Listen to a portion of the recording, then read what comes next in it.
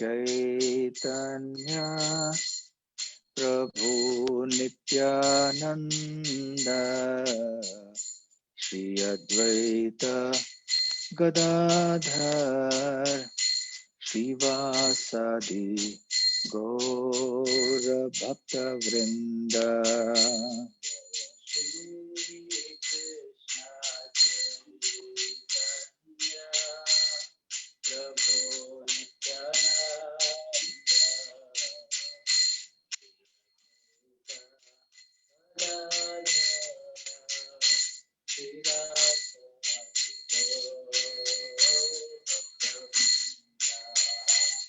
Hare Krishna Krishna Krishna Hare Hare Hare Rama Rama Rama Hare Hare।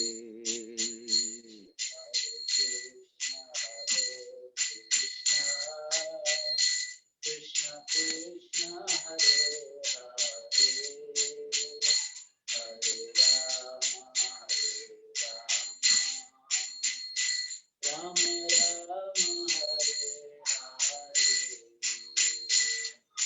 Krishna Hare Hare Krishna Krishna Krishna Hare Hare Hare Rama Rama Rama Hare Hare।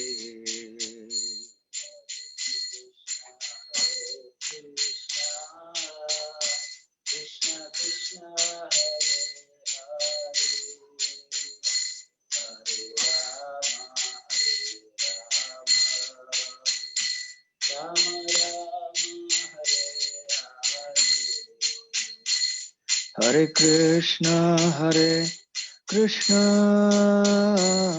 Krishna Krishna Hare Hare Hare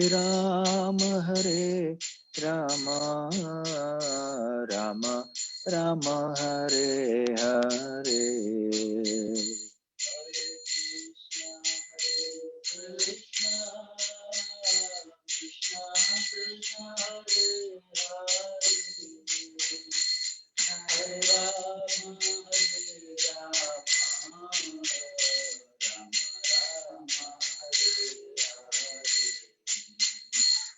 Hare Krishna Krishna Krishna Hare Hare Hare Rama Rama Rama Hare Hare। Krishna Krishna Krishna Hare Hare Hare Rama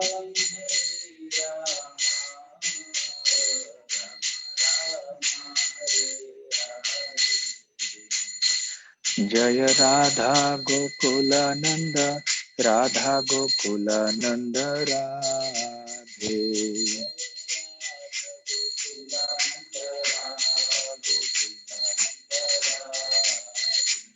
Jaya Gaura Nitai Jaya Gaura Nitai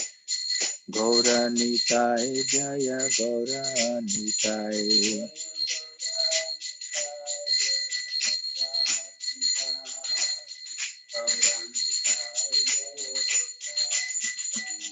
Jaya Jagannatha Jaya Jagannatha Jaya Baladeva Jaya Subhadra।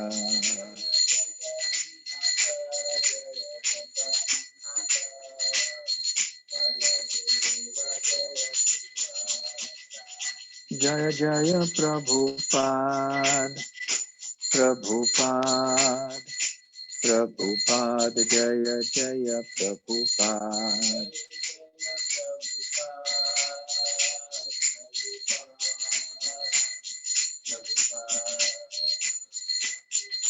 Nitai Gaura Hari Bol Hari बोल नित्य गौर हरि बोल।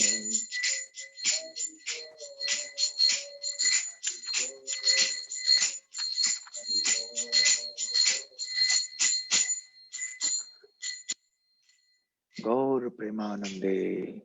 जय ओम विष्णुपाद परमहंस परिव्राजकाचार्य अष्टोत्तर सत His Divine Grace अभय चरणार विंद भक्ति वेदांत स्वामी श्रील प्रभुपाद की जय। अनंत कोटि वैष्णव वृंद की जय। श्री श्री राधा गोकुलानंद की जय। श्री श्री गौर निताय की जय। श्री श्री जगन्नाथ बलदेव सुभद्रा मई की जय। श्री वृंदावन धाम की जय। श्री कार्तिक मास की जय।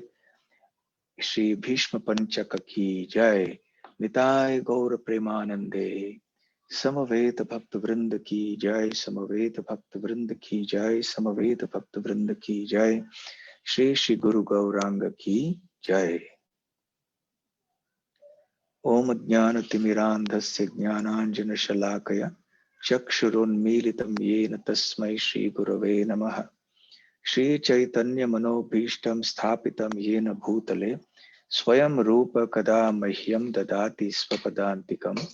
वन्देऽहं श्रीगुरुः श्रीयुतपदकमलं श्रीगुरून् वैष्णवांश्च श्रीरूपं साग्रजातं सहगण रघुनाथान्वितं तं सजीवं साद्वैतं सावधूतं परिजनसहितं कृष्ण चैतन्य देवं श्री राधा कृष्ण पादां सहगण ललिता श्री विशाखान्वितांश्च।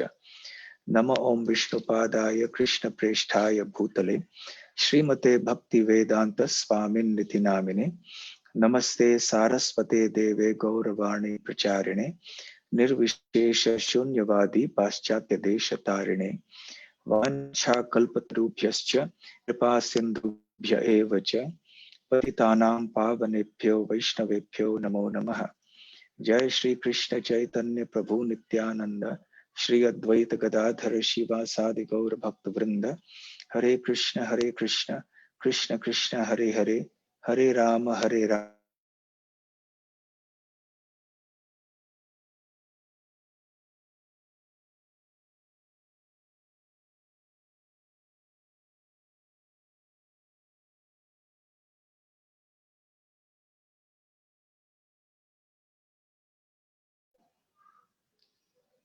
की ओर से आप सबका हार्दिक स्वागत है।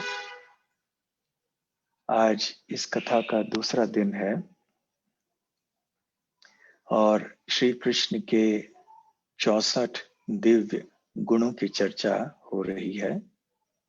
श्री चैतन्य महाप्रभु ने चैतन्य चरितामृत में भगवान श्री कृष्ण के गुणों का उल्लेख किया है। कल पहले 6 गुणों का उल्लेख मात्र किया था, वर्णन केवल पहले गुण का किया था। अयम नेता, नेता अर्थात जो नायक होते हैं, तो श्री कृष्ण ही हमारे नायक हैं वास्तविक। तो अयम नेता सुरम्यांगः सर्वसल्लक्षणान्वितः रुचिरस्तेजसा युक्तो बलियान वयसान्वितः। तो सुरम्यांगः, सुरम्य अंगः, तो उनके शरीर का हर एक अंग बहुत ही सुंदर है, रम्य सुंदर स्वरूप है श्री कृष्ण का। ये पहली बात है। तो दूसरा है सर्व सत लक्षण अन्वितः, तो समस्त शुभ लक्षणों से युक्त हैं श्री कृष्ण। रुचिर, तो इस पहले श्लोक में 6 ऐसे गुणों का उल्लेख चैतन्य महाप्रभु करते हैं जो मन भावन है, को रुचिर कहते हैं। तेजसा, जो बहुत तेजस्वी हैं। बलियान, जो बहुत बलवान हैं। और वयसान्वितः, अर्थात जो सदैव आयु में किशोर अवस्था में रहते हैं, कभी वृद्ध नहीं होते हैं। तो कल पहले गुण की चर्चा हमने की थी और आज दूसरे गुण की चर्चा करेंगे, दूसरे गुण से प्रारंभ करेंगे। सर्वसल्लक्षणान्वितः, शुभ लक्षणों से युक्त। तो भगवान श्री कृष्ण तो पूर्ण मंगलमय है। जहाँ भगवान कृष्ण वह है वहां पर मंगल है, जहाँ कृष्ण नहीं है वहां सब अमंगल है। भौतिक दृष्टि से भले मंगल और अमंगल का विचार हो, कौन सा ग्रह कहाँ पर स्थित है, ये ग्रह है तो ये मंगल है, वो ग्रह वहां स्थित है तो ये अमंगल है। और ज्योतिष शास्त्र के आधार पर फिर हम लोग बहुत प्रयास करते हैं किसी न किसी तरह से कुछ प्रायश्चित करने के लिए या कोई ऐसे उपाय ढूंढ निकालने के लिए जैसे बुरे ग्रहों का प्रभाव जो है हमारे जीवन में न रहे। परंतु जब हम भगवान श्री कृष्ण के भक्ति में लगते हैं तो सब कुछ मंगलमय हो जाता है। श्रीमद् भागवत में कहा गया है कि प्रहलाद महाराज प्रभावित थे किसी ये शुक्र शनि मंगल आदि इन ग्रहों से नहीं, इन किसी नक्षत्र से नहीं, वो प्रभावित केवल एक ग्रह से थे और वो है कृष्ण ग्रह। तो क्योंकि वो केवल और केवल श्री कृष्ण के ऊपर निर्भर थे, तो ये शुद्ध भक्ति की अवस्था होती है।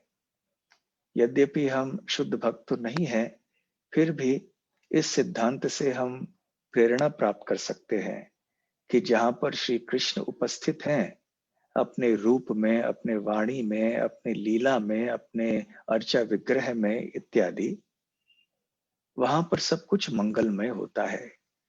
तो श्री कृष्ण का आश्रय लेना ही सबसे बड़ा मंगलमय या कल्याणकारी कार्य है। तो उनके लक्षण भी इसी तरह से मंगलमय है, शुभ लक्षणों से युक्त हैं श्री कृष्ण।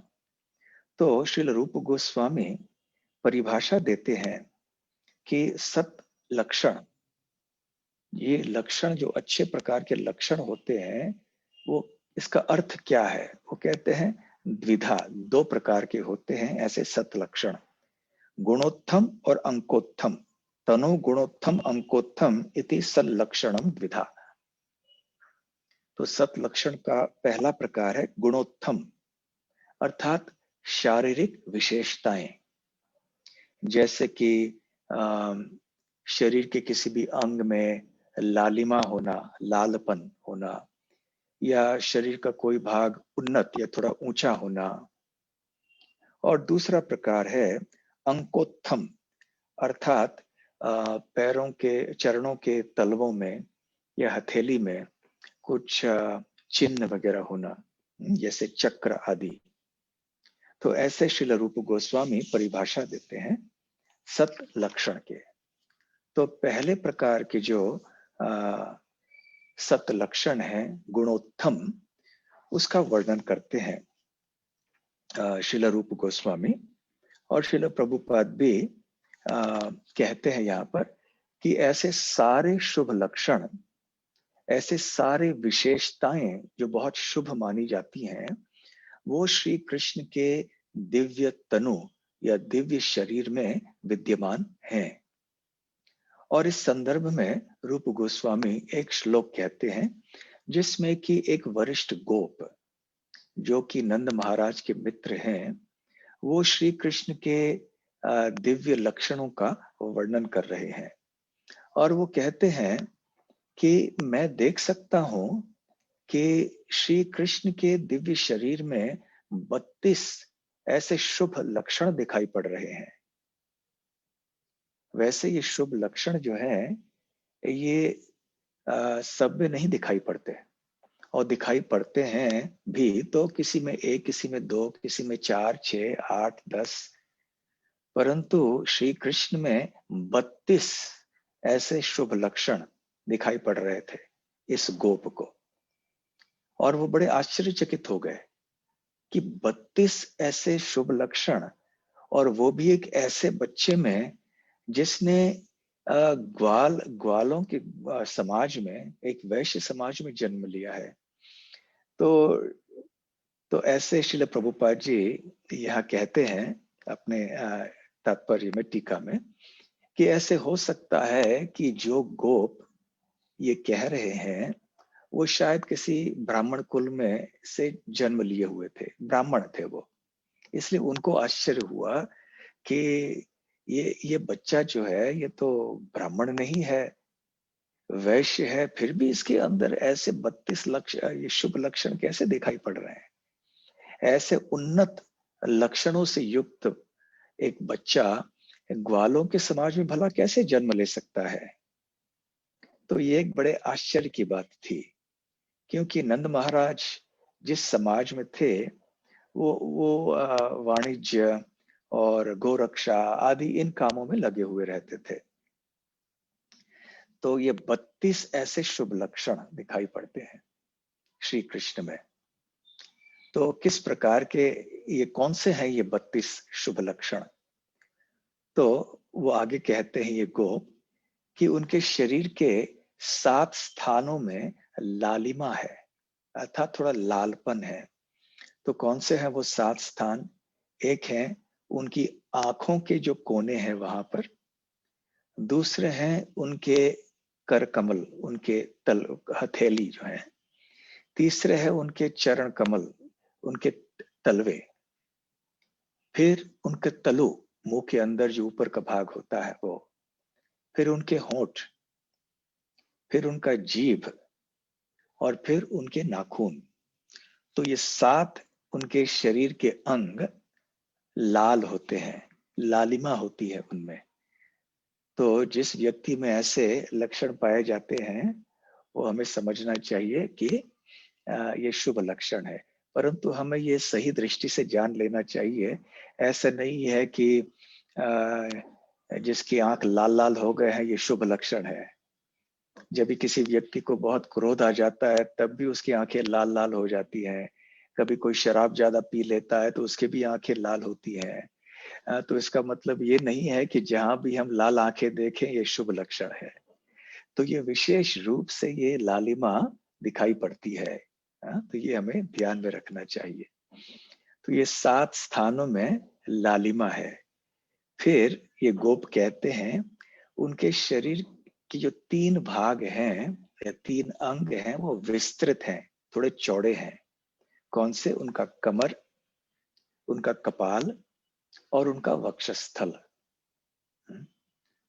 फिर 3 ऐसे भाग हैं शरीर के जो छोटे हैं। वो कौन से हैं? गर्दन, जांघें और जनेंद्रिय। 3 ऐसे भाग हैं जो बहुत गहरे हैं। वो क्या है? उनकी वाणी, उनकी बुद्धि और उनकी नाभि। 5 ऐसे अंग हैं जो उन्नत हैं, थोड़े ऊंचे हैं। वो कौन से हैं? उनका नाक, उनकी भुजाएं, उनके कान, उनका कपाल और उनका वक्षस्थल। कपाल अर्थात मस्तक। 5 ऐसे अंग हैं श्री कृष्ण के शरीर से जो सुकोमल हैं। और वो कौन से हैं? उनकी त्वचा, उनके सर के ऊपर जो बाल हैं वो दूसरा, तीसरा जो उनके शरीर के अन्य भाग के ऊपर बाल हैं वो, फिर उनके दांत और उनके अंगुलियों के अग्रभाग, और फिर अंततः और फिर ऐसे 5 अंग हैं जो कि लंबे हैं। उनका नाक, उनकी भुजाएं, उनकी आंखें, उनके गाल और उनके घुटने। तो इस प्रकार से 7 और 3 और 3 और 3 और 5 और 5 और 5 तो कुल मिलाकर ये 32 हो जाते हैं। तो ऐसे श्री कृष्ण के 32 शुभ लक्षण दिखाई पड़ते हैं।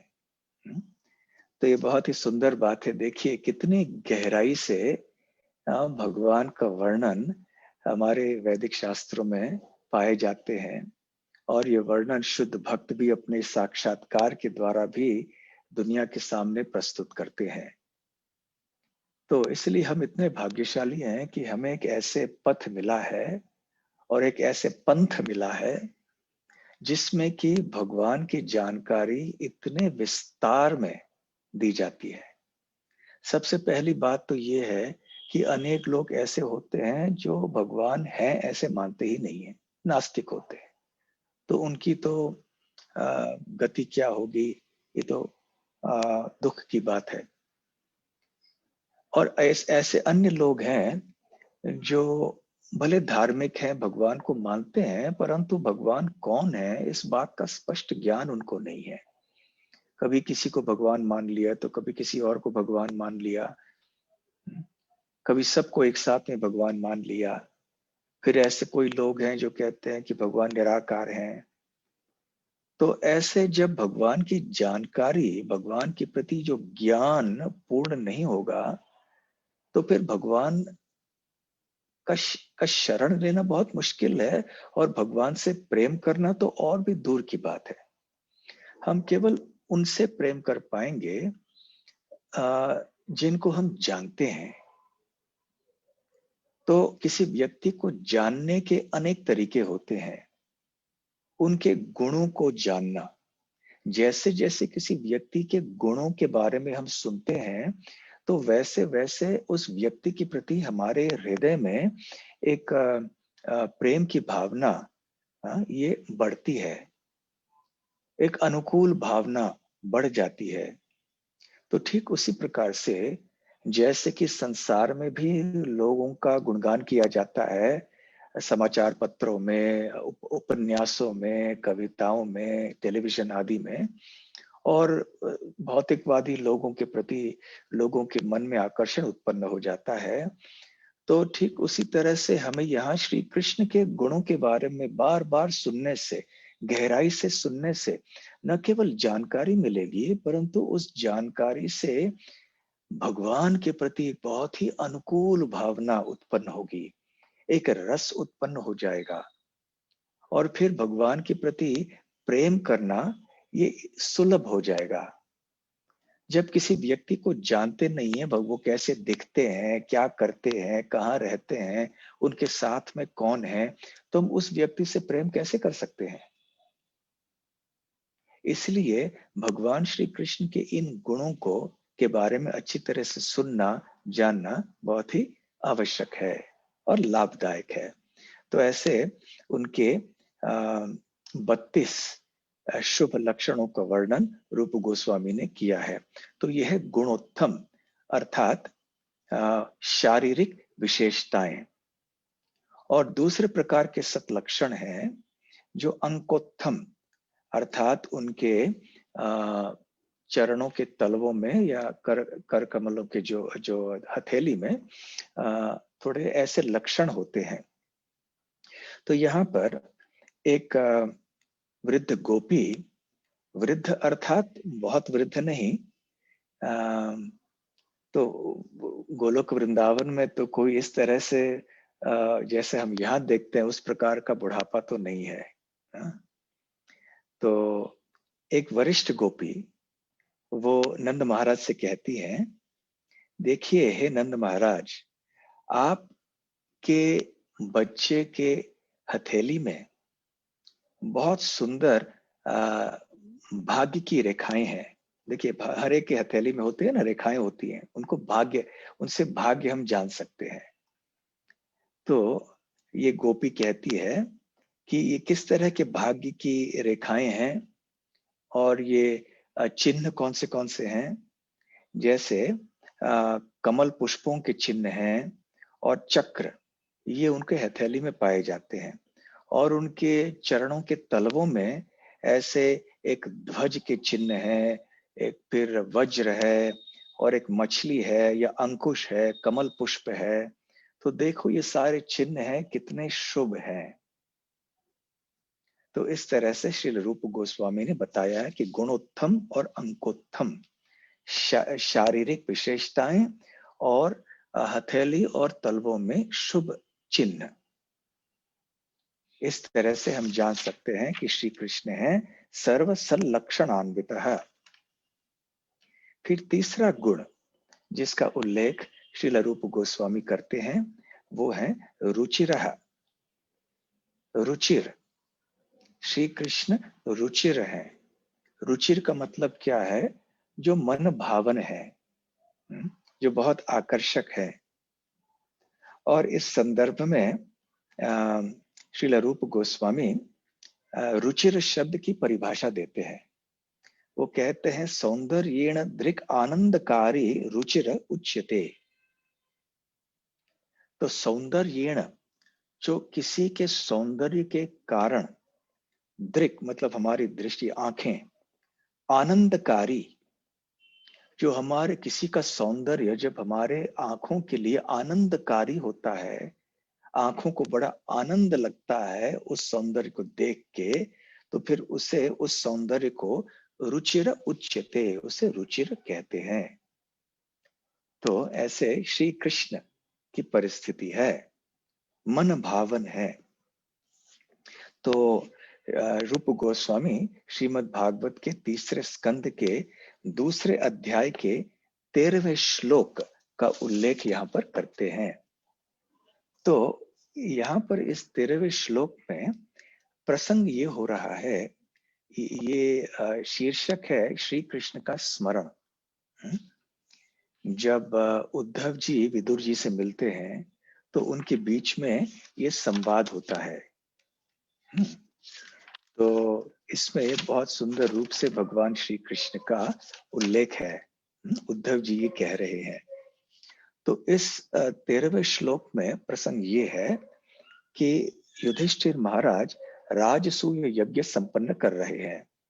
तो जगह जगह से न केवल पृथ्वी लोक से, परंतु स्वर्ग लोक आदि से, ब्रह्मांड के विभिन्न स्थानों से लोग आए हैं, यहाँ पर देवगण भी आए हैं और वहां पर श्री कृष्ण उपस्थित है।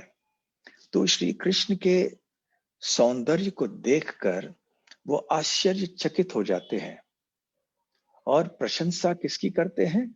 ब्रह्मा जी की करते हैं। और वो सोचते हैं कि ब्रह्मा जी के कौशल, सृष्टि की कुशलता की क्या कहने, वाह वाह। और श्री कृष्ण के दिव्य सौंदर्य को देखकर, उनका जो दिव्य उनका शरीर है उसके सौंदर्य को देखकर हमें पता चल सकता है कि श्री कृष्ण या ब्रह्मा जी जो विधाता है, ब्रह्मा जी के सृष्टि के की जो कला है उसकी ये परिपूर्णता है। वास्तव में ये देवगण जो हैं ऐसे मान रहे हैं कि श्री कृष्ण भी ब्रह्मा की एक सृष्टि का अंग है। सत्य तो ये है कि वास्तव में ब्रह्मा जी सृष्टि के अंग हैं। सबसे पहले सृष्टि में उत्पत्ति ब्रह्मा जी की होती है ब्रह्मांड के भीतर। जब भगवान श्री हरि गर्भोदकशायी विष्णु के रूप में गर्भोदक सागर में शयन कर रहे होते हैं तो उनके नाभि से एक कमल पुष्प उत्पन्न होता है और उस कमल पुष्प के ऊपर ब्रह्मा जी का प्राकट्य होता है, जन्म होता है। तो ब्रह्मा जी स्वयंभू कहलाते हैं। स्वयंभू इसलिए क्योंकि उनके कोई माता पिता नहीं है इस भौतिक जगत के। उनके माता और पिता दोनों ही भगवान श्री हरि हैं। भगवान कृष्ण ही उनके माता पिता हैं, क्योंकि सीधे उनकी उत्पत्ति भगवान से ही हुई है। तो खैर फिर भी भगवान श्री कृष्ण जब इस भौतिक जगत में प्रकट होते हैं तो उस समय उनका बर्ताव, उनका रहन सहन, उनकी बोलचाल, उनका खान पान इस प्रकार से होता है कि लोग ऐसे सोचने लगते हैं कि ये भी हमारी तरह ही एक मनुष्य है। तो कुंती महारानी के लिए तो बहुत बड़ी विडंबना की बात है। कुंती महारानी प्रार्थना करती हैं ऐसे, परंतु अधिक समय नहीं है क्योंकि हमें बहुत सारे भगवान श्री कृष्ण के गुणों का उल्लेख करना है। तो इतना कहना यहाँ पर्याप्त है कि इस तरह से यहाँ पर देवगण सोच रहे हैं। वो कहते यद धर्म सूनो बद राजसूये निरीक्ष्य दृक् स्वस्थयनम त्रिलोकः। तो धर्म सूनो अर्थात धर्म के पुत्र कौन है? युधिष्ठिर महाराज। जब उन्होंने राजसूय यज्ञ संपन्न किया था तो वहां पर निरीक्ष जब देखा उन्होंने, क्या देखा? दृक् स्वस्थयनम। स्वस्थयनम मतलब जो बहुत ही दिखने के लिए मीठे हैं, बहुत आकर्षक हैं। तो वो जो दृष्टि उन्होंने देखी, किनकी? भगवान कृष्ण की। क्योंकि भगवान श्री कृष्ण का उल्लेख इससे पहले वाले श्लोक में 12वें श्लोक में हुआ है, जिसमें कि उद्धव जी श्री कृष्ण का वर्णन करते हुए कहते हैं भूषण भूषणांगम, कि श्री कृष्ण का दिव्य शरीर जो है समस्त आभूषणों का आभूषण है। बल्कि श्री कृष्ण के ऊपर जो आभूषण है वो और भी सुंदर इसलिए लगते हैं क्योंकि वो श्री कृष्ण को सजा रहे हैं। तो आभूषणों के आभूषण, भूषण भूषणांगम। तो जब भगवान श्री कृष्ण इस भौतिक जगत में प्रकट होते हैं, यन मर्त्य लीलोपैकम स्वयोगम मया माया बलम दर्शयता गृहीतम। यन मर्त्य, मर्त्य लोक, जब भगवान श्री कृष्ण इस मर्त्य लोक में प्रकट होते हैं इस पृथ्वी पर, लीलोपैकम, लीला उपयकम, और एक ऐसा रूप धारण करते हैं जो कि उनकी लीला संपन्न करने के लिए बिल्कुल उपयुक्त हो। तो वो यहाँ कैसे प्रकट होते हैं, किस तरह के शरीर में प्रकट होते हैं? स्वयोग माया बलम, स्वयोग माया, अपने अपने ही अंतरंगा शक्ति, अपने ही योग माया के बल पर वो यहाँ पर प्रकट होते हैं, उपयुक्त लीला करते हैं। दर्शयता, और ऐसे प्रकट कराते हैं। तो विस्मापनम स्वस्य, तो सभी लोग बड़े विस्मित हो जाते हैं। और विशेष रूप से जो यहाँ तक कि जो सौभग रिद्धे है, जो बहुत ही ऐश्वर्यशाली है, यहाँ तक कि भगवान नारायण जो वैकुंठ में निवास करते हैं, परम पदम, वो भी श्री कृष्ण के सौंदर्य को देखकर आश्चर्यचकित हो जाते हैं। आपने ये कथा अवश्य सुनी होगी भागवतम की, कब एक बार स्वयं महाविष्णु जी भगवान श्री कृष्ण का दर्शन करना चाहते थे, इसलिए उन्होंने द्वारका के एक ब्राह्मण के बच्चों को अकाल मृत्यु प्रदान की, उनको हर लिया। और अर्जुन ने उस ब्राह्मण के बच्चों को बचाने का वचन लिया था, और जब नहीं हो पाया तो वो धिक्कारने लगे ब्राह्मण अर्जुन को, उग्रसेन महाराज को, सारे क्षत्रियों को। तब श्री कृष्ण अर्जुन को लेकर गए सीधे महाविष्णु के पास। महाविष्णु ने बच्चों को छुपा के रखा था, महाविष्णु वास्तव में श्री कृष्ण का दर्शन करना चाहते थे। तो भगवान महाविष्णु भी श्री कृष्ण के सौंदर्य से आकर्षित होते हैं। तो ऐसे भगवान श्री कृष्ण जिनसे महाविष्णु भी आकर्षित होते हैं, तो भला भले फिर जो महरलोक, जनलोक, तपलोक, स्वर्गलोक आदि के निवासी क्यों नहीं आकर्षित होंगे? तो जब वो आए राजसूय यज्ञ में, तो स्वस्थयनम त्रिलोकः, तो उस समय गतम विधातु, तो ब्रह्मा जी के सृष्टि को समझ रहे हैं वो, और सोच रहे हैं कि अर्वाक श्रितौ कौशलम इति अमन्यत, कि इस भौतिक सृष्टि में ब्रह्मा जी ने जो विधाता है, उन्होंने जितने भी सृष्टि की है उस सब की, उनकी कुशलता का जो एक सर्वोच्च उदाहरण है वो हमारे सामने है श्री कृष्ण के रूप में। और यहाँ पे तात्पर्य में श्रील प्रभुपाद जी बताते हैं कि ये इस दुनिया में जितने भी सुंदर से सुंदर वस्तु हैं, उनकी तुलना कभी नील कमल से की जाती है या पूर्णिमा के चांद से की जाती है, क्योंकि ये बहुत सुंदर माने जाते हैं। तो जैसे किसी कहना है कि ये बहुत सुंदर है, तो कैसे नील कमल के समान सुंदर है, या पूर्णिमा के चांद के समान सुंदर हैं। परंतु जब श्री कृष्ण का वर्णन करने का प्रश्न आता है तो ये नील कमल और पूर्णिमा के चांद भी हार जाते हैं। वो एक अयोग्य तुलना होते हैं, दृष्टांत होते हैं श्री कृष्ण के सौंदर्य को समझने के लिए, वो पर्याप्त नहीं होते हैं। फिर भी क्योंकि और हमारे पास कोई चारा नहीं है, इसलिए ऐसे उपमाएं शास्त्रों में दी गई हैं। तो ऐसे रुचिर शब्द का उल्लेख रूप गोस्वामी करते हैं, जो उद्धव जी यहाँ तीसरे स्कंद में करते हैं। फिर आगे रूप गोस्वामी कहते हैं कि श्री कृष्ण का जो दिव्य शरीर है वो एक कमल पुष्प के समान है। उनके शरीर के 8 भाग कमल पुष्प के समान है। कौन से हैं वो 8 भाग? पहला उनका मुख, मुखारविंद, फिर उनकी 2 आंखें, कमलाक्ष, अक्ष मतलब आंखें, कमल मतलब या पुंडरीकाक्ष। तो ऐसे कई आप शब्द शास्त्र में सुन चुके होंगे जिनमें भगवान श्री कृष्ण के शरीर के विभिन्न अंगों की तुलना कमल से की जाती है। तो पहले मुख, मुखारविंद, मुखचंद्र इत्यादि। दूसरा उनकी 2 आंखें, कमल नयन, कमल लोचन, पुंडरीकाक्ष इत्यादि। फिर उनके 2 हाथ, कर, कर कमल। फिर चौथे उनकी नाभि, नमः पंकज नाभाय, जैसे कुंती महारानी प्रार्थना करती हैं।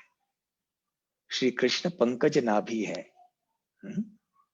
और फिर उनके 2 चरण, चरण कमल। इस प्रकार से उनके शरीर के विविध अंग, ये 5 अंग, इनकी तुलना कमल पुष्प से की गई है। जो वृंदावन के गोपियां हैं और अन्य निवासी हैं, वो जब भी कमल पुष्प के सौंदर्य और तेज को देखते थे तो उनसे वो आंखें हटा नहीं पाते थे, क्योंकि उनको कृष्ण का स्मरण आता था उनसे। इस प्रकार से रुचिर, इस गुण का वर्णन रूप गोस्वामी करते हैं। फिर जो चौथा गुण है श्री कृष्ण का, वो है तेजसा। तेजस्वी हैं श्री कृष्ण। तो रूप गोस्वामी बतलाते हैं कि तेजसा, इस शब्द के 2 अर्थ होते हैं। एक है धाम। धाम का मतलब है, कई अर्थ होते हैं धाम शब्द के, जैसे वृंदावन धाम, जगन्नाथपुरी धाम। जो भगवान का निवास स्थान होता है उसको भी धाम कहते हैं, या किसी का भी निवास स्थान है उस धाम शब्द का प्रयोग होता है। परंतु खास करके साधारण व्यक्तियों के लिए नहीं होता है, ये विशेष रूप से भगवान के लिए होता है। फिर भी धाम शब्द का ये एक अर्थ होता है। धाम के अनेक अर्थ हैं, उनमें से एक है प्रकाशमान। तो ये तेजसा शब्द का ये एक अर्थ है जो बहुत ही प्रकाशमान है, धाम है। और दूसरा अर्थ तेजसा का है प्रभाव, मतलब जो कि अपने शत्रु को हराने में सक्षम है।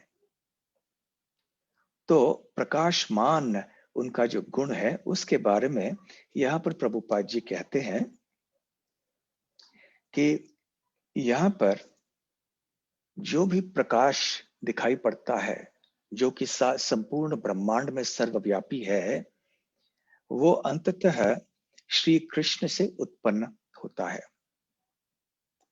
और भगवान श्री कृष्ण का जो दिव्य धाम है, उससे ये प्रकाश, जिसको ब्रह्म ज्योति कहते हैं, वो सारे सृष्टि में फैला हुआ है। और ये वास्तव में भगवान श्री कृष्ण के दिव्य शरीर से उत्पन्न होता है। ब्रह्मणो ही प्रतिष्ठा हम, भगवद गीता में भी भगवान कृष्ण ऐसे कहते हैं कि उनके दिव्य शरीर से ही ये ब्रह्म ज्योति, ये आध्यात्मिक प्रकाश उत्पन्न होता है। और फिर ये संपूर्ण सृष्टि में फैल जाता है। आध्यात्मिक जगत में तो है ही, वहां पर प्रत्येक वस्तु स्वयं प्रकाशमान है, जैसे कि ब्रह्म संहिता में कहा गया है। परंतु ये भौतिक सृष्टि जो कि वास्तव में अंधकार का स्थान है, यहाँ पर जो भी प्रकाश दिखाई पड़ता है, ये भी श्री कृष्ण की निराकार ब्रह्म ज्योति का भी एक रूप माना जाता है। तो इस तरह यहाँ पर जीव गोस्वामी कहते हैं उनके तात्पर्य में कि भगवान श्री कृष्ण के दिव्य शरीर का तेज या प्रकाश इतना तीव्र है कि वो असहनीय है किसी के लिए। भौतिक जगत में कोई भी सहन नहीं कर पाएगा। इसलिए भगवान श्री कृष्ण जब इस भौतिक सृष्टि में अवतीर्ण होते हैं तो जानबूझकर वो अपने इस तेज को ढक लेते हैं ताकि हम उन्हें देख पाएं। अन्यथा कोई भी इस भौतिक का, इस पृथ्वी लोक का या किसी भी भौतिक जगत का भी कोई व्यक्ति उनको देख नहीं पाएगा। वैसे पृथ्वी लोक के निवासियों के लिए ऊपरी लोक के निवासी जो हैं, उनके शारीरिक तेज को भी हम सहन नहीं कर पाएंगे। हमारी आंखें वो सक्षम नहीं है। जब हम सूरज की ओर देखते हैं तो आंखों के सामने हाथ रख देते हैं, नहीं देख पाते हैं। सीधे सूरज की ओर आंखें करके देखना हमारे लिए संभव नहीं है। तो संसार के भीतर जो प्रकाश है उसको भी हम सीधे देख नहीं सकते, तो भगवान श्री कृष्ण कि दिव्य तेज को कैसे देख पाएंगे। हिरणमयेन पात्रेण सत्यस्यापिहितं मुखम यत्तम दृष्टम यत्तम पूषण पावृणु सत्य धर्माय दृष्टये। हाँ, तो ईशोपनिषद में एक भक्त भगवान से प्रार्थना करते हैं कि सत्य धर्माय दृष्टये, तो मैं आपके सुंदर रूप का दर्शन करना चाहता हूँ। तो कृपया आपके ऊपर जो निराकार ब्रह्म ज्योति है उसको हटा लीजिए ताकि मैं आपके सुंदर रूप को देख सकूं। तो जब भगवान श्री कृष्ण प्रकट होते हैं यहाँ पर इस भौतिक जगत में, तो अपने इस तेज को ढक लेते हैं। और जीव गोस्वामी कहते हैं ना हम प्रकाश है सर्वस्य योग माया समावृत है, भगवद गीता का श्लोक कहते हैं कि जो भगवान श्री कृष्ण के शुद्ध भक्त नहीं है, जो उस स्तर में नहीं है, आध्यात्मिक शरीर जिनको प्राप्त नहीं हुआ है, उनके आंखों के सामने भगवान श्री कृष्ण ने एक माया का पर्दा डाल दिया है, जिसके कारण वो भगवान श्री कृष्ण के तेजोमयी शरीर को देख नहीं पाते हैं। तो जो उदाहरण धाम या प्रकाशमान शरीर का दिया हुआ है यहाँ पे, वो ये है कि भगवान श्री कृष्ण के वक्षस्थल पर ऐसे अनेक मणि हैं, जैसे कि कौस्तुभ मणि इत्यादि। और ये कौस्तुभ मणि इतना तेजस्वी है, इतना प्रकाशमान है कि ऐसे मणि के सामने सूरज की रोशनी भी बहुत तुच्छ प्रतीत होती है। परंतु जब ऐसे ही कौस्तुभ मणि श्री कृष्ण के वक्षस्थल पर होती है, तो श्री कृष्ण के शारीरिक तेज के कारण ये कौस्तुभ मणि जैसे जो मणि होते हैं, उनका तेज भी बहुत निम्न श्रेणी का लगने लगता है। इस प्रकार से श्री कृष्ण के शरीर का दिव्य तेज है। और फिर दूसरा उदाहरण या दूसरा शब्द तेजसा का है कि जो अपने शत्रुओं को पराजित कर सकते हैं, अर्थात उनकी सर्वजित स्थिति का वर्णन यहाँ पर रूप गोस्वामी कर रहे हैं। और उदाहरण दे रहे हैं कि जब कंस ने मथुरा में यज्ञ स्थली में वो श्री कृष्ण को भी आमंत्रित किया था, मल्ल युद्ध आदि सब होने वाला था वहां पर।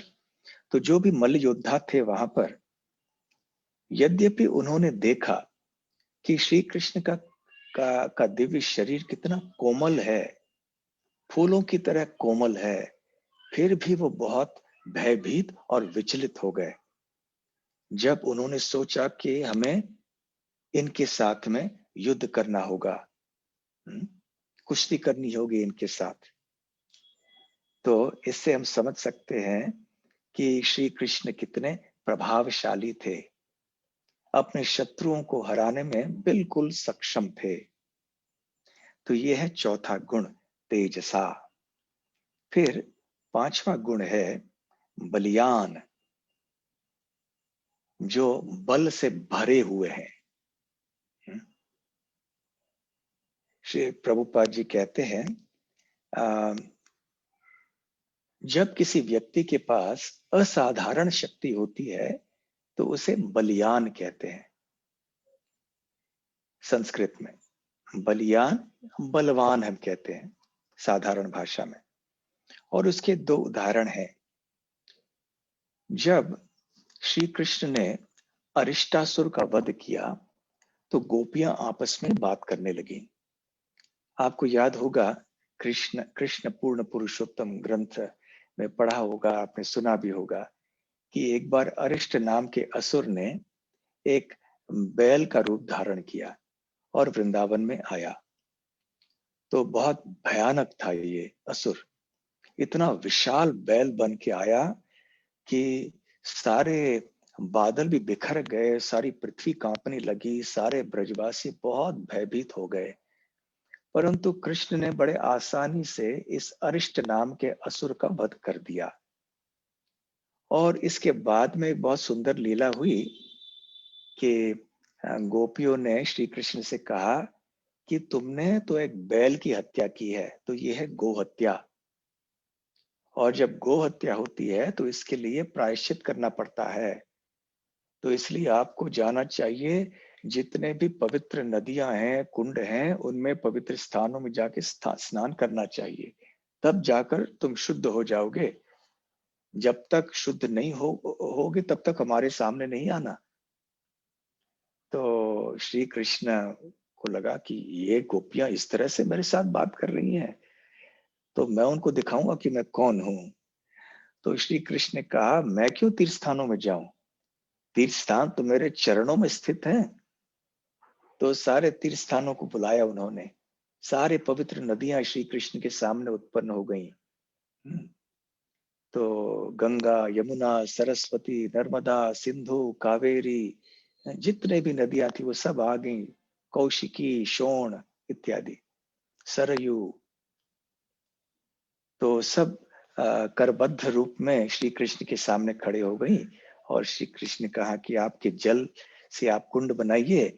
और फिर एक कुंड बन गया, श्याम कुंड।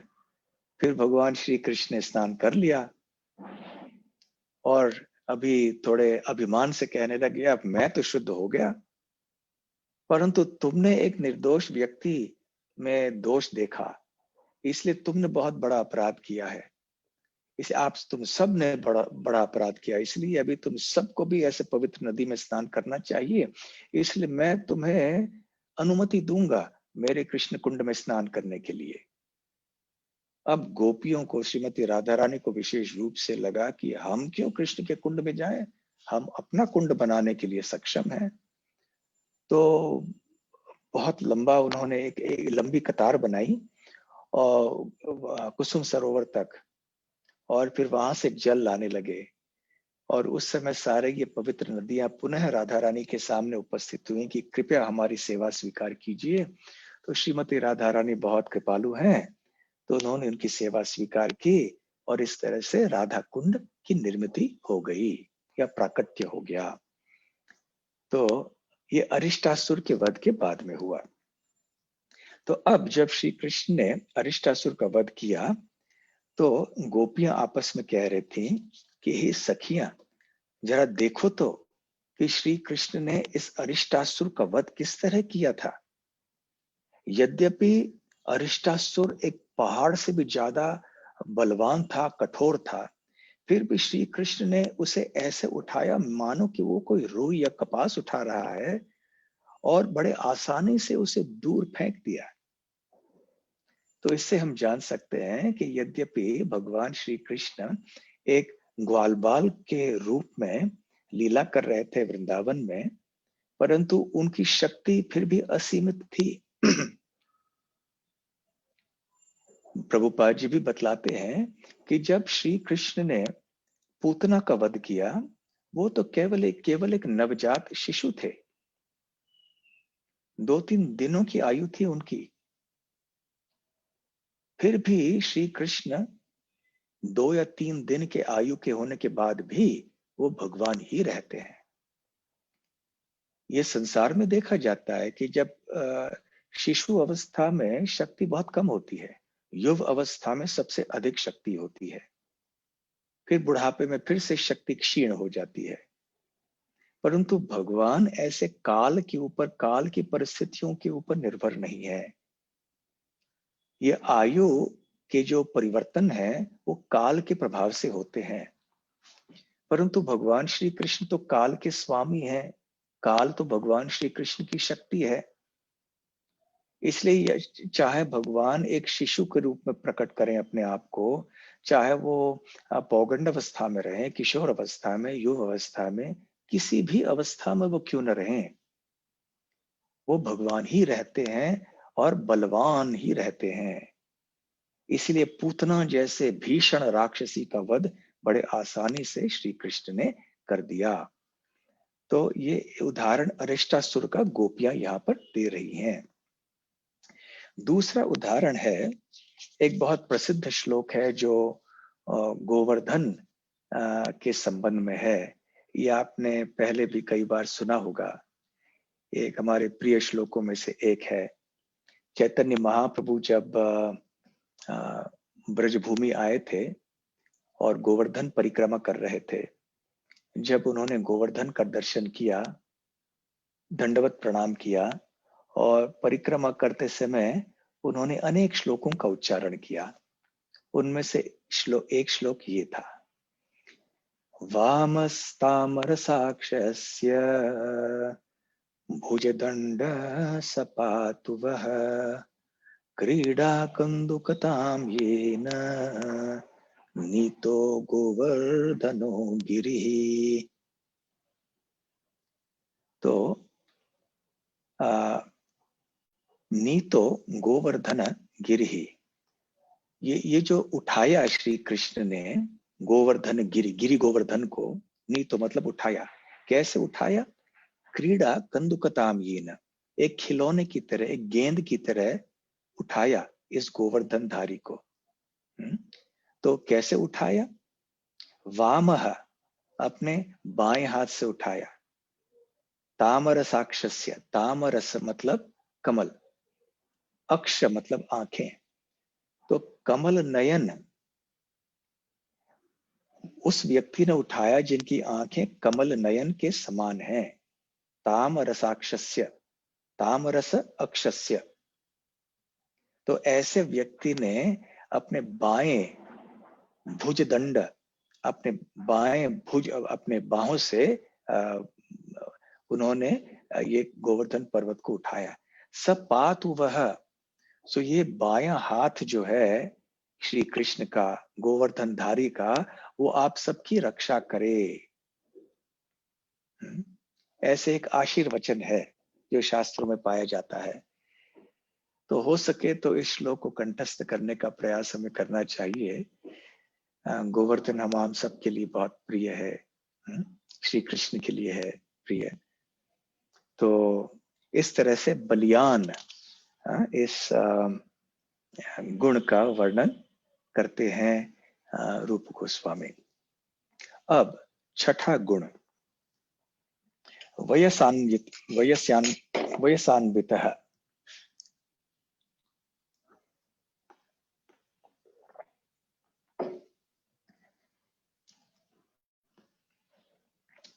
जो सदैव युव अवस्था में रहते हैं। अन्वितः का एक अर्थ है युक्त होना, या तो फिर किसी एक विशेष गुण, जो कि एक ऐसा गुण है जो उनसे अलग नहीं किया जा सकता, ऐसे गुण से युक्त होना। तो वो एक गुण ऐसे है कि श्री कृष्ण सदैव युव अवस्था में रहते हैं। श्री कृष्ण कभी भी बूढ़े नहीं होते, यद्यपि वो सबसे आयु में श्रेष्ठ हैं। फिर भी कभी भी हम श्री कृष्ण का ऐसा चित्र या रूप या नहीं देखते जहां पे श्री कृष्ण के बाल सफेद हो गए हों या उनका पीठ झुक गया हो। सदैव तरुण अवस्था में दिखाई पड़ते हैं वो, क्योंकि उनका शरीर सच्चिदानंद है।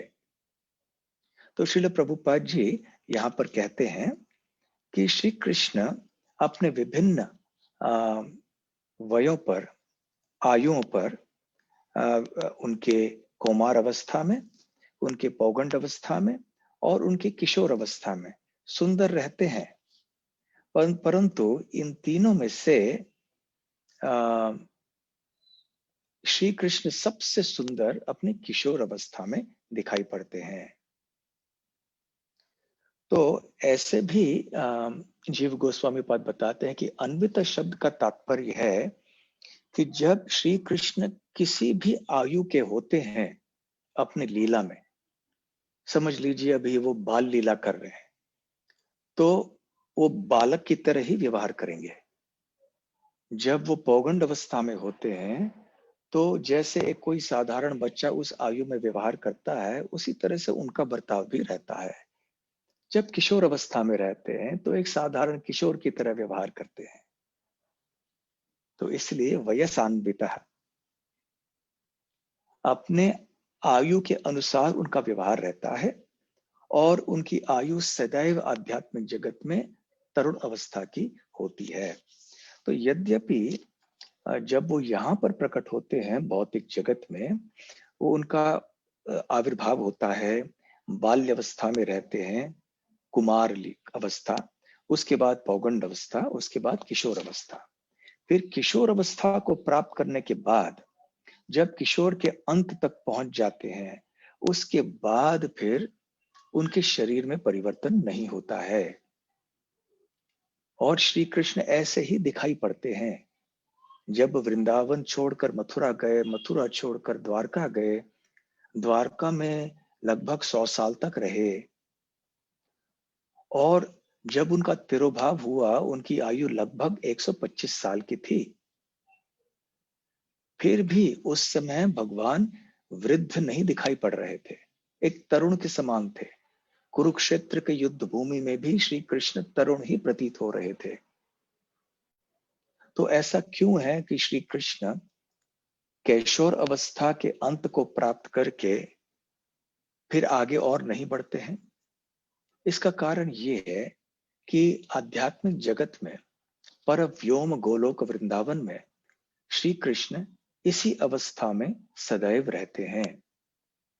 इसलिए भौतिक जगत में यहाँ जब भगवान आते हैं तो जब किशोर अवस्था के अंत को प्राप्त करते हैं, उससे आगे नहीं बढ़ते हैं।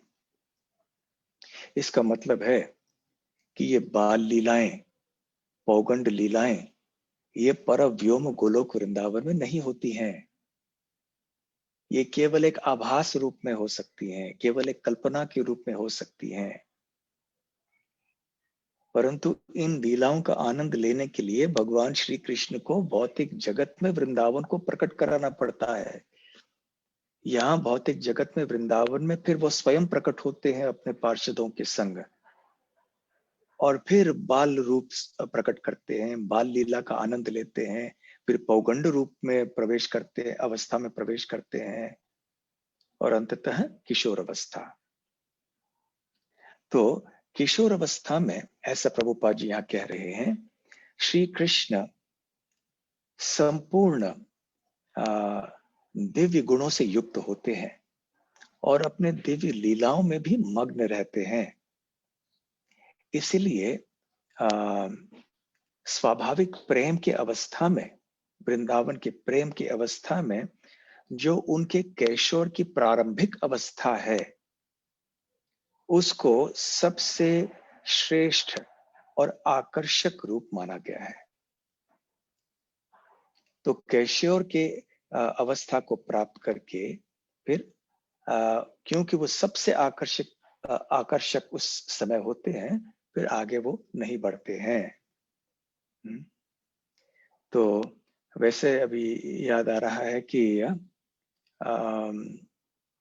चैतन्य महाप्रभु जब संवाद कर रहे होते हैं रघुपति उपाध्याय नाम के एक ब्राह्मण से, ये चैतन्य चरितामृत में वर्णन है। तो वो रघुपति उपाध्याय से कहते हैं कि कुछ कृष्ण के बारे में कहो।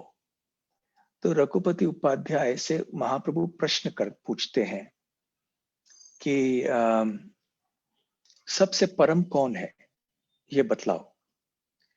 सबसे फिर वो रघुपति उपाध्याय कहते हैं श्यामम एवं परम रूपम, कि श्याम रूप तो भगवान का जो सबसे महत्वपूर्ण या सुंदर रूप कौन सा है। तो वो कहते हैं श्याम रूप, श्याम एवं परम रूपम, श्यामम एवं परम रूपम। फिर चैतन्य महाप्रभु उनसे पूछते हैं कि श्याम रूपेर वासस्थान श्रेष्ठ मानो का है, कि श्याम रूप का जो वास स्थान, निवास स्थान है, कई निवास स्थान है भगवान कृष्ण के, तो निवास स्थानों में से सबसे श्रेष्ठ निवास स्थान कौन सा है। तो वो कहते हैं पुरी मधुपुरी वरा, कि मथुरा मंडल ब्रजभूमि ये सर्वश्रेष्ठ निवास स्थान है श्री कृष्ण का। फिर सबसे श्रेष्ठ, सबसे मधुर आयु कौन सी है भगवान कृष्ण की, ये श्याम रूप की। वह कैशोरकम ध्येयम, रघुपति उपाध्याय कहते हैं कि हमें ध्यान करना चाहिए भगवान के, भगवान को जबकि वो कैशोर अवस्था में होते हैं। और फिर वो कहते हैं कि भगवान की जो लीलाएं हैं, कौन सा रस जो है सबसे श्रेष्ठ माना जाता है लीलाओं में। तो कहते हैं आद्य एवं परो रसः, श्रृंगार रस, माधुर्य रस सबसे श्रेष्ठ है। तो चैतन्य महाप्रभु को ये इतना अच्छा लगा कि उन्होंने इन चारों उत्तरों को इकट्ठा करके इनका एक श्लोक बनाया। और फिर वो कहने लगे श्यामम एव परम रूपम पुरी मधुपुरी वरा वयः कैशोरकम ध्येयम आद्य एव परो रसः। तो इसमें ये भी कहा गया है वयः कैशोरकम ध्येयम, हमें ध्यान करना चाहिए किशोर रूप पर। इसलिए प्रभुपाद जी अपने भगवत गीता के तात्पर्य में भी एक जगह ऐसे कहते हैं कि यद्यपि भगवान कृष्ण के अनंत रूप हैं, राम, नरसिंह, मत्स्य इत्यादि, परंतु हमें विशेष रूप से भगवान श्री कृष्ण में हमारा ध्यान केंद्रित करने का प्रयास करना चाहिए। अन्यों पे भी अवश्य, परंतु विशेष महत्व चैतन्य महाप्रभु श्री कृष्ण के रूप को दे रहे हैं। और वो भी प्रभुपाद जी कहते हैं वृंदावन के श्री कृष्ण, द्विभुज श्री कृष्ण जो कि बांसुरी बजाते हैं, ऐसे श्याम सुंदर गोविंद श्री कृष्ण परम एक स्रोत, परम मतलब केंद्र है ध्यान के लिए। तो हमारा ध्यान ऐसे वृंदावन के कृष्ण के किशोर रूप के ऊपर होना चाहिए। आगे प्रभुपाद जी यहाँ कहते हैं कि इस आयु में श्री कृष्ण के जो तरुणता का जो बल है, जो कि जब जोड़ा जाता है उनके सुंदर मुस्कान से, तो वो चंद्रमा के सौंदर्य को भी हरा देता है। वो सदैव अच्छे वस्त्रों से सुशोभित होते थे और कामदेव से भी और सुंदर लगते थे और सदैव गोपियों का मन आकर्षित करते थे। और गोपियां श्री कृष्ण को देखकर ऐसे दिव्य आनंद का अनुभव करती थीं। तो इस श्लोक में श्रृंगार रस की श्रेष्ठता का उल्लेख या प्रमाण दिया जा रहा है। तो ऐसे श्री कृष्ण ने वयसान इतः, जो सदैव तरुण अवस्था में रहते हैं, इस गुण का उल्लेख है। अब 7वां गुण है श्री कृष्ण का, अद्भुत भाषाविद है श्री कृष्ण, विविधाद्भुत भाषाविद, जो बहुभाषी है, और केवल बहुभाषी नहीं, अद्भुत रूप से बहुभाषी है। यहां हम संसार में देखते हैं लोग, कोई अनेक लोग हैं जो एक ही भाषा जानते हैं, कई लोग हैं जो 2, 3, 4, 5, 6 भाषाएं, 7 भाषाएं, ऐसे भी कई लोग हैं जो 8, 10, 12 भाषाएं भी जानते हैं। ऐसे विरला कम लोग हैं, लेकिन हैं ऐसे जो 10, 12 भाषा भी जानते हैं। परंतु ऐसी कोई भाषा नहीं है जो कि श्री कृष्ण नहीं जानते हैं। और श्री कृष्ण इतनी निपुणता से वो उस भाषा में बात करते हैं कि आप ये नहीं जान पाएंगे कि इनकी मातृभाषा क्या है। मुझे एक छोटी सी कहानी अब याद आ रही है कि एक बादशाह के दरबार में एक व्यक्ति आए, किसी राज्य के बाहर से आए थे, और उन्होंने कहा कि मैं अनेक भाषाओं को जानता हूं और मैं इन भाषाओं में बात करूंगा, और आपको तय करना है कि मेरी मातृभाषा कौन सी है। क्योंकि जब कोई व्यक्ति अपनी मातृभाषा छोड़कर कोई दूसरी भाषा बोलता है तो पता चलता है ना कि ये इसकी मातृभाषा नहीं है। तो इसलिए उस व्यक्ति ने कहा कि आप निष्कर्ष की इस निष्कर्ष पर पहुंचिए कि मेरी मातृभाषा कौन सी है। तो सारे उनके मंत्री, सलाहकार सब आ गए वहां पर, और सोचने लगे ये परंतु ये व्यक्ति इतनी निपुणता से, इतनी दक्षता से इस सारे भाषाओं को बोल रहे थे कि कोई समझ ही नहीं पाया कि इनकी मातृभाषा कौन सी है। सारी भाषाओं को उतनी ही दक्षता से बोल रहे थे। तो फिर वो राजा ने कहा, ठीक है, मैं आपको कल सुबह बताऊंगा। राजा को भी पता नहीं था कि उत्तर क्या है। फिर वो व्यक्ति चले गए, और उनके एक बहुत बुद्धिमान मंत्री थे। तो मंत्री को बुलाकर उन्होंने कहा कि भाई कोई लाज बचाओ, हमारी कोई उपाय निकालो ताकि हमारे कोई सही उत्तर मिले। तो फिर उस व्यक्ति ने क्या किया, मंत्री जो थे, रात को जब ये व्यक्ति सो रहे थे ना अतिथि गृह में, तो उस समय जाके उनके शरीर के ऊपर ठंडे जल की, जो बाल्टी में ठंडा जल लेकर गए, और उसको फिर उस व्यक्ति के ऊपर डाल दिया। जैसी ठंडा जल शरीर के ऊपर गिरा, वो सोया हुआ व्यक्ति एकदम से उठा और बहुत कुछ ऊंची आवाज में बोलने लगा। तो जिस भाषा में वो बोल रहा था, मंत्री समझ गए कि ये इसकी मातृभाषा है। क्योंकि जब हम परेशानी में रहते हैं तो फिर अपनी मातृभाषा में ही हम बात करने लगते हैं। इसलिए हमें ऐसे कृष्ण नाम आदि लेने का अभ्यास करना चाहिए कि जब हम कहीं जा रहे होते हैं, या अचानक कोई आपातकालीन परिस्थिति आती है, तो हमारे मुख से कृष्ण का नाम निकले। हाँ, वो हाय हाय और ये संसार के भाषाएं जो शब्द हैं वो न निकले। तो खैर श्री कृष्ण की भाषा कौन सी है, कोई उतनी ही दक्षता से सारी भाषाएं श्री कृष्ण भी करते हैं। तो रूप गोस्वामी वर्णन करते हैं कि जो व्यक्ति विविध प्रदेशों की भाषाओं को जानता है, और विशेष रूप से संस्कृत भाषा जो कि देवनागरी कहलाती है, देव नगर में, देवों के नगरों में जो भाषा बोली जाती है उसको देवनागरी कहते हैं। संस्कृत भाषा की लिपि को भी देवनागरी कहते हैं। तो जो संस्कृत भाषा और प्राकृत भाषा, प्राकृत मतलब जो साधारण बोली है, संस्कृत है ये क्लिष्ट भाषा है, देवों की भाषा है, गोलोक वृंदावन की भाषा है। और प्राकृत भाषा मतलब चलित, जो भी साधारण लोग जो बात करते हैं।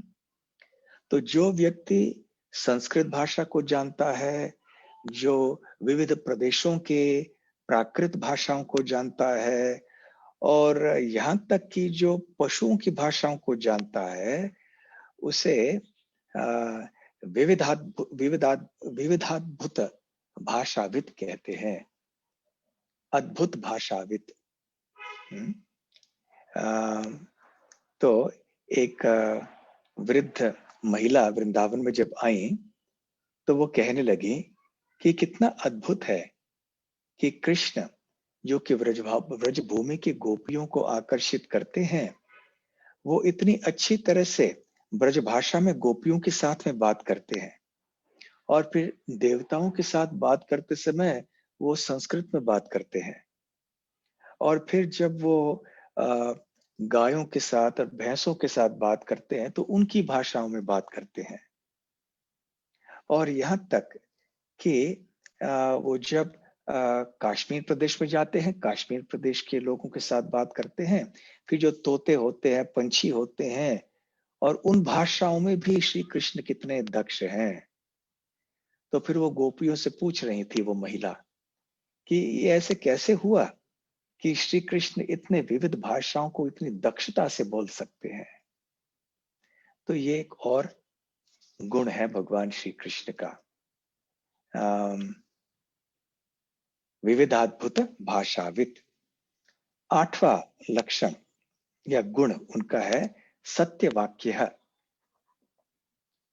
सत्य वचन बोलने वाले, अर्थात सत्यवादी, जिनके शब्द कभी झूठे नहीं निकलते। तो एक बार कुंती महारानी को श्री कृष्ण ने वचन दिया था, क्योंकि कुंती महारानी चिंतित थी, अब युद्ध होने जा रहा है और मेरे 5 पुत्र हैं, मेरे 5 पुत्रों की सेना संख्या में कम है कौरवों से, और कौरवों में द्रोणाचार्य हैं, भीष्म हैं, कृपाचार्य हैं, ऐसे बलवान योद्धा हैं और जो बहुत अनुभवी हैं, तो मेरे बच्चों का क्या होगा? तो मेरे बच्चों की रक्षा करना कृष्ण। तो श्री कृष्ण ने कुंती महारानी को उस समय वचन दिया था कि मैं आपको वचन देता हूं कि युद्ध के बाद न केवल आपके बच्चे जीवित लौट आएंगे, परंतु वो पूरे सम्मान से लौट के आएंगे, जीत के आएंगे। और जैसा श्री कृष्ण ने कहा था वैसे ही हुआ। यद्यपि भौतिक दृष्टि से यदि विश्लेषण किया जाए तो पांडवों की तो हार होनी थी। कौरव सेना के सामने तो पांडव सेना कुछ भी नहीं थी। फिर भी क्योंकि श्री कृष्ण पांडवों के पक्ष में थे, इसलिए पांडव विजयी हो गए बाद में। तो श्री माता कुंती महारानी इतनी कृतज्ञ हो गई और इतने भाव विभोर हो गई कि उन्होंने कहा, रविर भवति शीतलः कुमुद बंधुर अप्य उष्णलः तथापि न मुरांतक व्यभिचरिष्णुः उक्तिस्तव। हे कृष्ण, मुरांतक, मुर नाम के राक्षस का अंत करने वाले मुरारी, रविर भवति शीतलः, रवि अर्थात सूर्य, शीतल अर्थात ठंडा। कभी ऐसे भी दिन भले आ जाए जब सूर्य ठंडा हो जाए। कुमुद बंधु अपि उष्णलः, कुमुद बंधु, कुमुद बंधु अर्थात चंद्रमा। ये कुमुद ऐसे एक कमल है या ऐसे फल है जो चांद की किरणों में खिलता है, इसलिए चांद को कुमुद बंधु कहते हैं काव्य शास्त्रों में। तो कुमुद बंधु अपि उष्णलः, और चांद की किरणें बहुत शीतल होती हैं, परंतु कुंती महारानी कहती हैं कि ऐसा भी भले दिन आ जाए जब चांद की किरणें गर्म हो जाएंगी, सूर्य की किरण शीतल हो जाएंगे, चांद की किरणें गर्म हो जाएंगे भले, तथापि फिर भी मुरांतक, हे मुरारी, न व्यभिचरिष्णु उक्ति ही तव, उक्ति ही तव, आपके जो वचन है, आपने जो कहा है वो कभी भी झूठा नहीं होगा, आपका वचन सत्य रहेगा। कितनी सुंदर बात कुंती महारानी ने कही। हम्म? कुंती महारानी की मानसिक परिस्थिति को हम के बारे में हम सोच सकते हैं, कल्पना कर सकते हैं। दूसरा उदाहरण जो श्रील रूप गोस्वामी देते हैं वो उस समय का है जबकि श्री कृष्ण, भीमसेन और जरासंध और अर्जुन, श्री कृष्ण, भीमसेन और अर्जुन जरासंध के पास जाते हैं उद्धव जी के सलाह के अनुसार।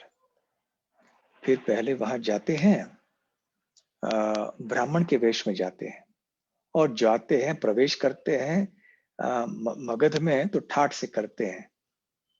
जो शहर के जो किला है, किले की दीवारों को तोड़कर अंदर चले जाते हैं साधारण दरवाजे से अंदर नहीं जाते। और ब्राह्मणों के वेश में गए थे, परंतु देखने से ही पता चलता था कि ये तो ब्राह्मण तो नहीं है, ये क्षत्रिय है। फिर भी जरासंध ने कहा कि ठीक है, आप कौन हैं? तो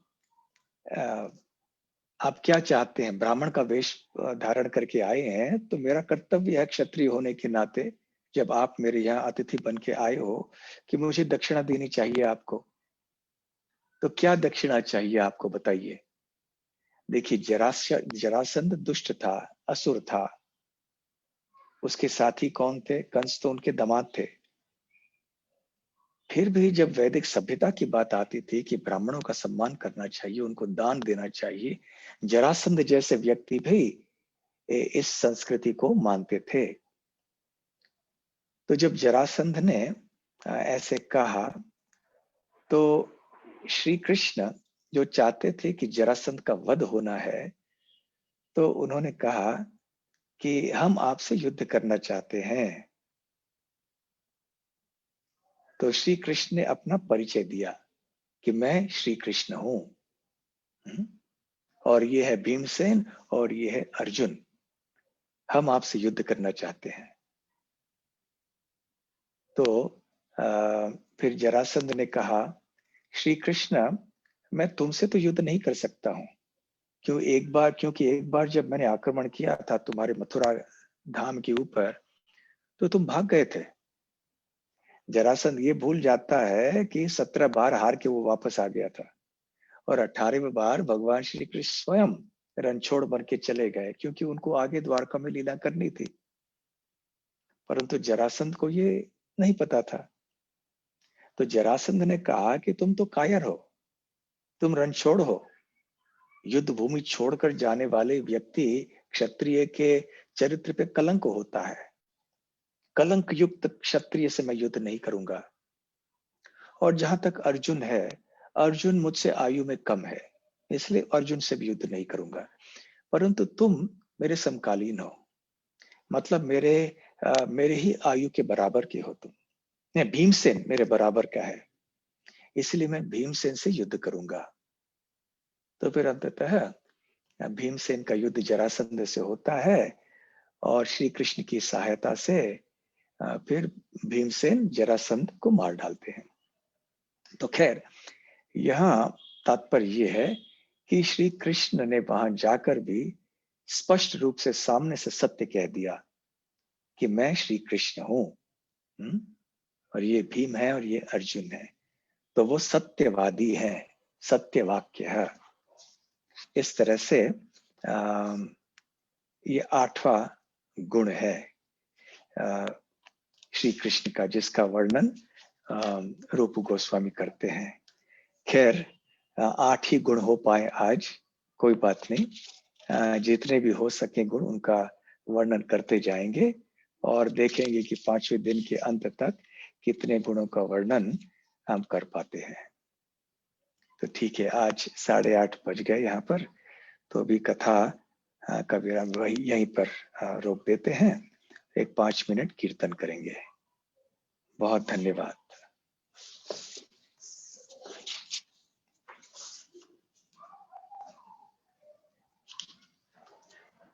नमो ओम विष्णुपादाय कृष्णप्रेष्ठाय भूतले श्रीमते भक्ति वेदांत स्वामिनिति नामिने नमस्ते सारस्वते देवे गौरवाणी प्रचारिणे निर्विशेष शून्यवादी पाश्चात्य देशतारिणे जय श्री कृष्ण चैतन्य प्रभु नित्यानंद श्री अद्वैत गदाधर श्रीवासादि गौर भक्त वृंद हरे कृष्ण कृष्ण कृष्ण हरे हरे हरे राम राम राम हरे हरे।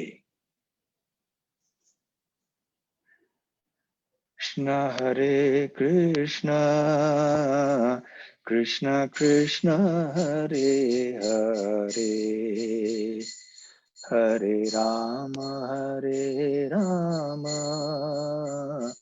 राम राम हरे हरे।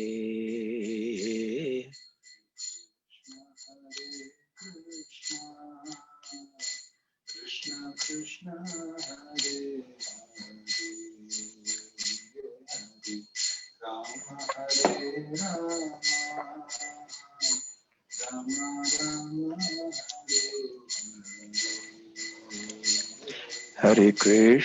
हरे कृष्ण कृष्ण कृष्ण हरे हरे हरे राम राम राम हरे हरे। कृष्ण कृष्ण हरे राम राम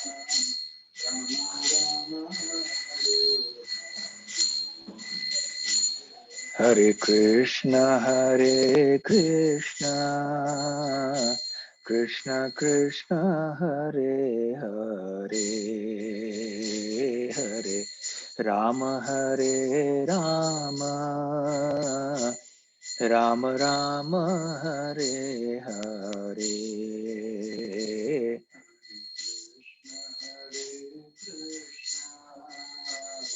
कृष्ण कृष्ण हरे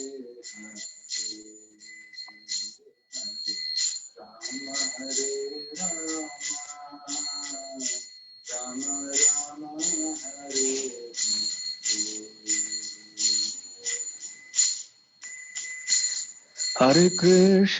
हरे कृष्ण कृष्ण कृष्ण हरे हरे हरे राम राम राम राम हरे हरे।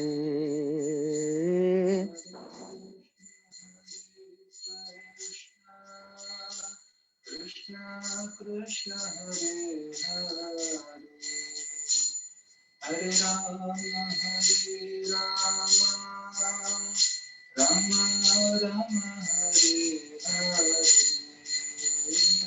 हरे कृष्ण कृष्ण कृष्ण हरे हरे हरे राम राम राम हरे हरे।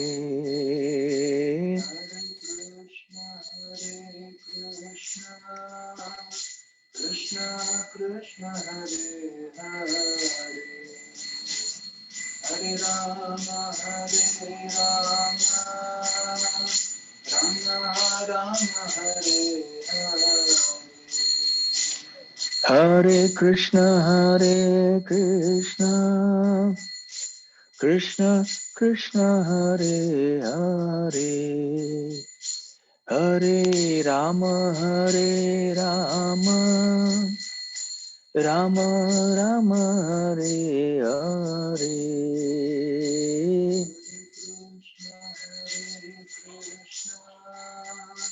कृष्ण कृष्ण हरे हरे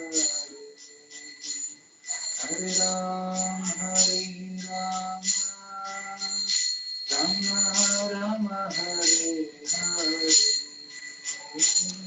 हरे हरे कृष्ण कृष्ण कृष्ण हरे हरे, हरे राम हरे राम, राम राम हरे हरे।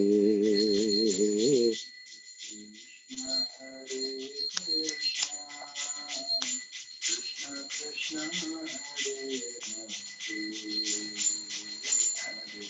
राम हरे राम,